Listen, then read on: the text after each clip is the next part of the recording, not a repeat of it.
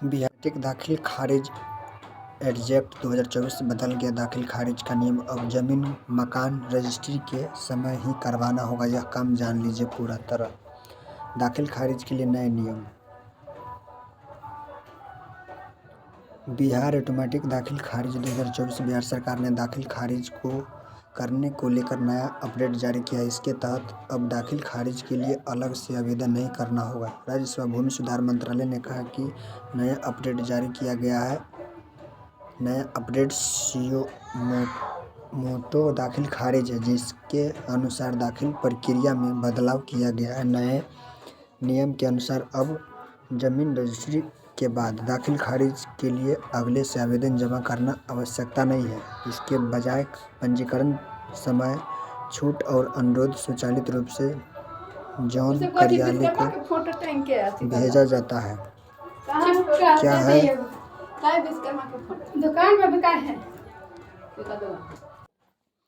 क्या है बिहार जमीन दाखिल खारिज? अब शब्दों में कहें तो यदि आप भी किसी से ज़मीन खरीदते हैं और उसका निबंधन कराते हैं तो उसके लिए आपको मोनेटाइजेशन की प्रक्रिया में गुजरना पड़ता है। भूमि पंजीकरण के आवेदन करने के बाद अनुमोदन के बाद भूमि संग्रहणकर्ता के नाम पर संपत्ति का पंजीकरण करता है। इसके बाद ज़मीन की रजिस्ट्री कर दी जाती है और ज़मीन की रजिस्ट्री कराने वाले के नाम पर रसीद जमा कर दी जाती है। ऐसे में ज़मीन रजिस्ट्री कराने के समय दाखिल खर्चा करवाना अवश्य है। अब दाखिल खारिज खर्चा के लिए ऑनलाइन आवेदन करना होता था, लेकिन अब नए नियम के मुताबिक ऑनलाइन आवेदन करने की ज़रूरत नहीं है।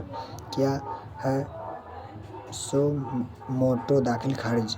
दरअसल ज़मीन की रजिस्ट्री के साथ ही सुओ मोटो दाखिल खारिज के लिए आवेदन कराया जाता है। इसके अनुसार यदि आप कोई ज़मीन खरीद रहे हैं तो आप सुनो मोटो दाखिल खारिज के तहत मोनेटाइजेशन करा सकते हैं पहले इस तरह। अब आपको अलग से मोनेटाइजेशन कराने की आवश्यकता नहीं पड़ेगी। नए अपडेट के अनुसार अब ज़मीन की रजिस्ट्री करवाने के समय ही एक फॉर्म भरना होगा, जिसके लिए मोनेटाइजेशन के लिए आपकी जानकारी आप ही अंचल कार्यालय में जमा हो जाएगी। वहीं यदि जमाबंदी के 15 दिन के भीतर शिकायत प्राप्त होती है तो वह वित्त मंत्रालय द्वारा जांच की जाएगी और आपत्ति का समाधान किया जाएगा। दोनों विभागों का वेबसाइट की लिंक करके पंजीकरण के अधीन संपत्ति का पूरा डेटा का कार्यालय के प्रोत्साहित किया जाता है। इसके यह दोबारा आवेदन करने की जरूरत खत्म हो जाएगी। वीडियो अच्छा लगे तो लाइक कमेंट और शेयर जरूर कर। जय हिंद, जय भारत।